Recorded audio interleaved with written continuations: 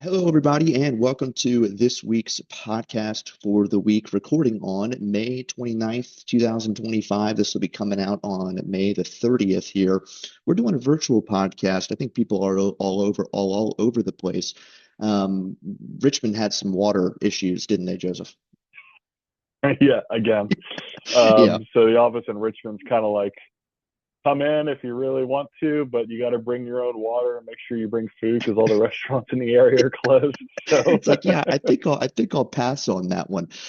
We were talking. I was down for Memorial Day. I was down in a family friend beach trip, and we were coming back here. I was working on Tuesday, and then I got an email Tuesday afternoon from my apartment. They were like, "Yeah, all the water's being shut off, so we're gonna at least shut that off for the next 2 or 3 days, and everything's under a boil advisory." So I said, "You know what?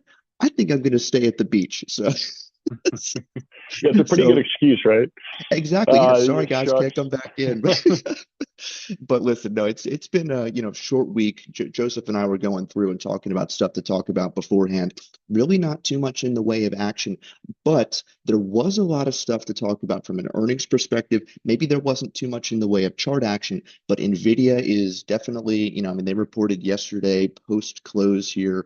And so we're seeing the chart action from that. It was positive results for Nvidia across the board. So again, not too much in, a broad-based improvement or broad-based movement, but there was some focused areas that we do want to spend some time on, and probably some areas that you or your clients are pretty interested in as we kind of move into, can you believe it, the last month of the first half of 2025? Are you kidding me?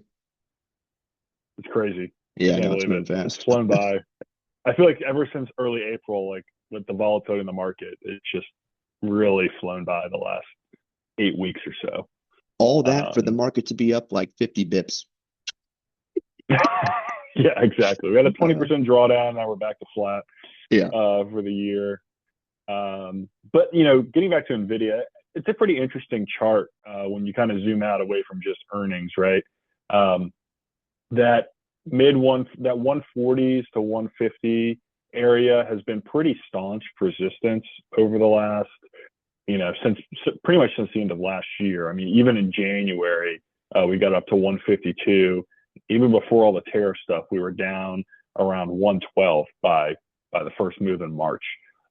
So a lot of long-term resistance up here for Nvidia. We'll see if the earnings can push it through, and above 150 would be a great sign for the semiconductor space. Which, when we look at a broad representative like SOXX stocks, that's rallied pretty much back up to where it was in February, kind of pre-tariff announcement time frame. But it's pretty much back in a range it was in from March of 24 until March of 25, essentially. So we're kind of retesting the middle of that range. We'll see if that also acts as resistance. So uh, positive earnings for Nvidia, a good reaction. But when we kind of look over the last few months or even the last 12 months, we're at a pretty important area of resistance, in my opinion, for Oh, for yeah. both Nvidia and semis overall. Well, and I think, and that's a pretty important distinction to make as well. I mean, you look at Nvidia, and it's technically a five for fiver, right? It's improved quite notably off of those lows, as have broad markets in general. But you take a look back over at SOXX, like you mentioned. I mean, that's a 1.89 fund score. Down about 3.5, 4% so far for the year through the 28th of May. And so it's a relatively narrow, markets in general have been relatively narrow, but I think small caps really, kind of further that point where you really are underneath the hood, really just being led higher by a nice rally for Nvidia. And so, the real question is, well, where does that, where do we kind of journey from here? Like you mentioned, you talked about a couple of pretty important resistance levels, and I'll kind of bring us back actually to summer of 2024. I mean, I think that SOX chart is pretty telling. That was when semiconductors started to roll over before before really the beginning of 2025. You saw highs for SOXX back in July, almost a year ago, at this point, while the market continued to rally. So semiconductors did show some signs of weakness before other areas in the market in 2025. And so that's going to be a point to watch, especially as we come up on a big point of resistance here in the near term at the top of that trading band. Yeah, for sure. And the mega cap stuff leading isn't just semiconductors or tech. We even see that in something like financials as well. XLF looks pretty good. It's only a couple of boxes away from making a new all-time high. But if you look at something like regional banks, KRE, not a great looking chart. So it's not That just is an interesting. You get that confined trend to line up semis. above on that Yeah, KRE yeah, chart. yeah, Yeah, you yeah. get that reversal So back down there at it's that point. Sorry. All right, go ahead. no, I you're cut you fine. off. Just go. No, it's just it's a mega cap market. The way the broad indexes are weighted nowadays, I mean, there's just no avoiding it, right? Like you're going to go where the mega caps go. It's going to take quite a lot of shifting around, and it's going to be really uncomfortable before that changes.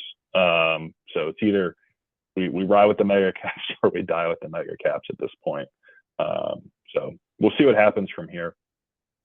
Yeah, no, I think that's a really good distinction, and actually could lead us nicely into our next topic, which is the kind of one-to-one RS competition or relative strength test between the cap-weighted S&P 500 and the equal-weighted S&P 500. Now, the analyst team with Dorsey, right? We look at, I mean, hell, if I had a dollar for every RS chart I've looked at, I think I'd probably be at this beach that I'm at, and I'd live here. But the point is, we look at a bunch. But there have been over the last week, even with the shortened trading week, a pretty important RS change between SPX EWI, so the average S&P 500 stock, and then the cap-weighted S&P 500. We throw those two bad boys against each other on a 1% scale. So, in other words, it takes about 3% of outperformance to change columns, which seems too sensitive, but it's actually a pretty historically consistent chart, which we'll throw on the screen. But the point is that we've seen a reversal back down now on that chart to favor the cap weighted index. So again, as you mentioned before, you kind of we're in this market environment where as the mega caps go, as does or so does the rest of the market. So we're getting that reversal back down again, favoring the cap weighted index in the near term. Also on a string of consecutive sell signals there, or conversely, a string of buy signals for the cap weighted index. So they got that long term strength there after getting that reversal back down in kind of the most recent 2020 25 exhale. So again, just furthering that idea that we're seeing, these few names, these few strong names lead markets higher rather than kind of the other way around. Yeah, for sure. And when you kind of look at around at some of the indicators too, uh, something like the 10-week for the S&P 500, which uh, you know got up to 78% a little bit earlier this month. After that was kind of the top of the rally that we've seen. We've seen it cool off a little bit, not a ton, obviously, not anything noteworthy of a pullback really yet. But this is kind of a logical area, especially for the average stock in the S&P to kind of just slow down after that rally. But the mega caps have kind of continued to go, as we talked about with NVIDIA with those positive earnings up. The time of this recording, around 3% or so. Yeah, petered off throughout the day. It So opened up about 5.5. But yeah, no, that yeah. that TWSBX chart is going to be rather interesting. And again, just for those of you who don't know, that's going to be one of our more near-term indicators that measures the percentage Mm-hmm. of S&P 500 stocks trading above their 10-week or let's just call it 50-day moving average. So this one moves around relatively quickly. We most recently, kind of in the April exhale lows, we got down to about 6%. So less than one out of every 10 stocks trading above their 10-week there. We then subsequently rallied up to nearly 80%. So said otherwise, 8 out of every 10 S&P 500 stocks trading above that. Now we've kind of fallen off at that point. And Joseph, as you just mentioned, I think it's a logical place for kind of the large cap names to take a step back. But I do want to bring back a comment. You look at 2023, even if we did see participation fall, like we did in 2023, it was a rather narrow market. You still can get upside action, right? If you're led higher by those mega cap names. So I'm certainly not calling that participation is going to fall and markets are in for another 20% year. I think, that'd be a stretch. But, just a reminder, you can see an increase an increase in performance while participation is dwindling. It's just one of the kind of more rare um, layouts, if you will. Anyways.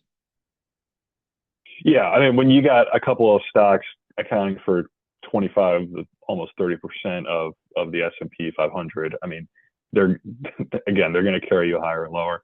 I do think what some of these shorter term indicators show is that rally that we've had off those lows, kind of that excess low, that really high volatility environment, with volatility coming all the way back down, dropping, the VIX is back down below 20. You just expect it to slow down at some point. You just don't have those tailwinds of that vol compression, and then kind of the rebuying after that.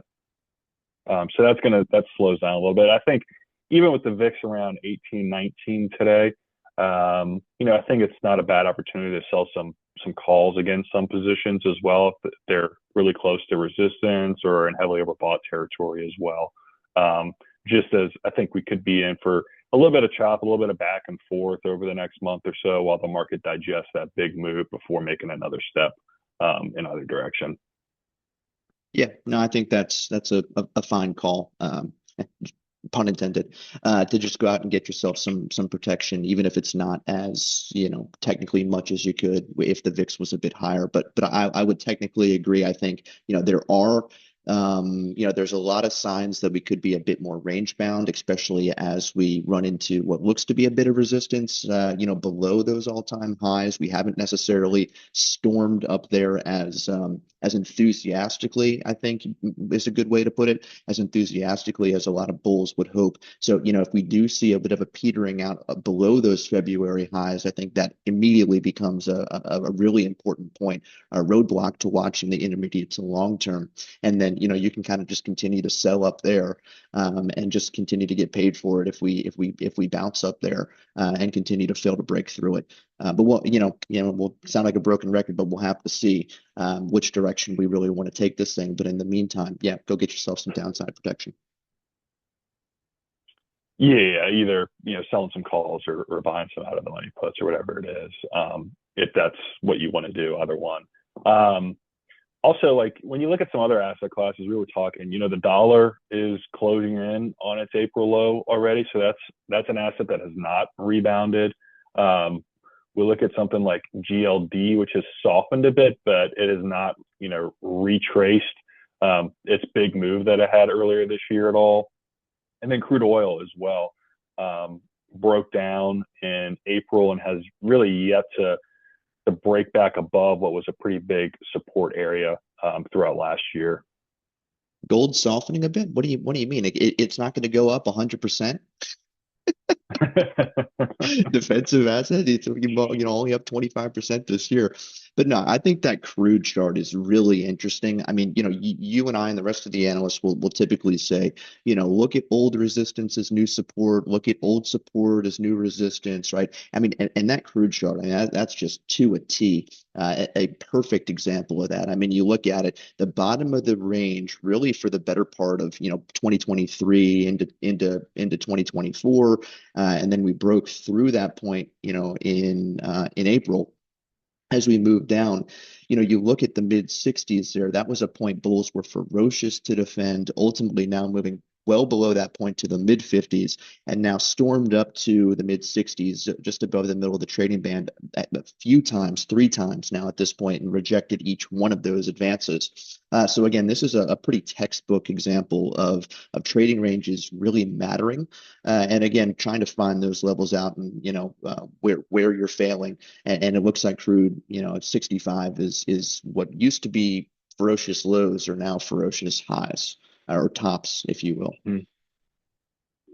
Yeah, it's pretty interesting because we've seen equity markets pretty much rally back up to where they really had all that downside action. But when you start looking at other areas of the market, crude, the dollar is a big one, right? That continues to look really weak, which is usually a tailwind for, commodities. I would probably see something like gold would be a tailwind for gold, and then also a tailwind for international equities, which have continued to do pretty well. Right. So it's just, I would have expected the dollar to improve a little bit more relative to where we've seen domestic equities kind of bounce back, but that hasn't happened. Crude oil, again, like you just went through, it hasn't really been able to recover past, back above that old support area. And then one chart, I didn't see this initially. David actually was writing about it at one point, or mentioned in one of our weekly videos. I can't remember which. But ITB, home construction, that chart has really broke down earlier this year. It did rally off those April lows, but moved back to a negative trend. See here, the 23rd, so last week. Really just kind of an ugly looking chart there. That below, the upper 90s seems to be pretty good resistance here moving forward. Usually you tend to see home construction and that type of stuff doing well in a strong economic background, which again, that chart doesn't look too hot right now. So there's some specific areas of the market where we do see a lot of interesting movement. People always kind of focus on just broad-based equities because that's what makes up the bulk of people's portfolios, right? But when we start looking at other asset classes, there are some interesting movements going around.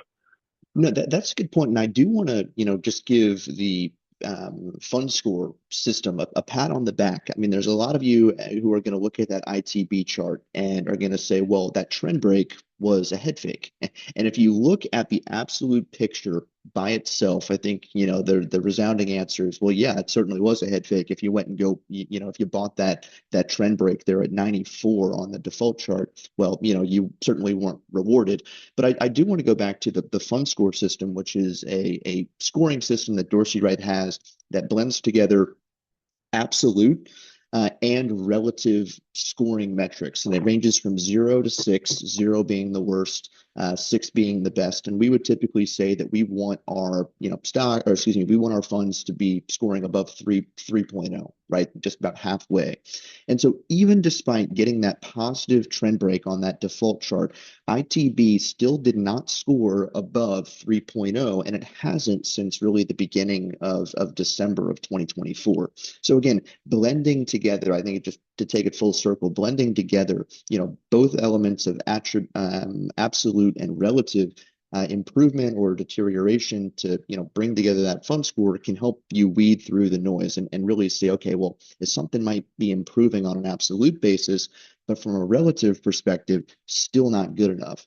And so again, that's just one of those instances, perhaps cherry picked, I will admit, but one of those instances that you can kind of look at and say, okay, hey, this scoring system really kind of helps decipher what we're seeing.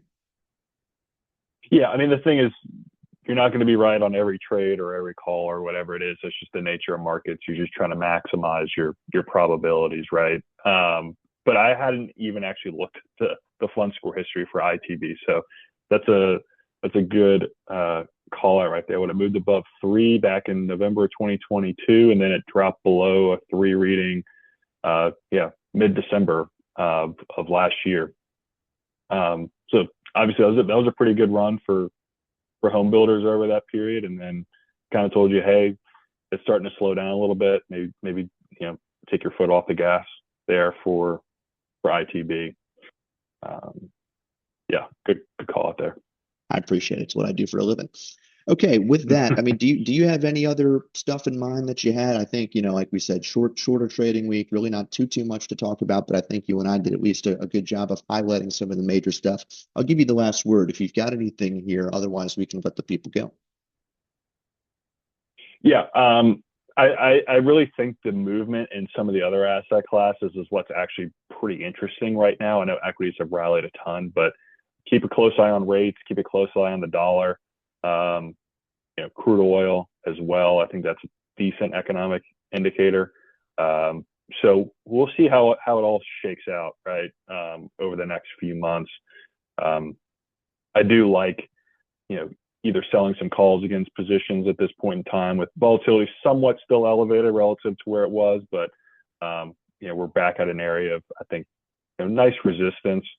And if you really do want to put the outlay out there and buy some downside protection via puts, I think now is probably about as good of a chance as you're going to get, right?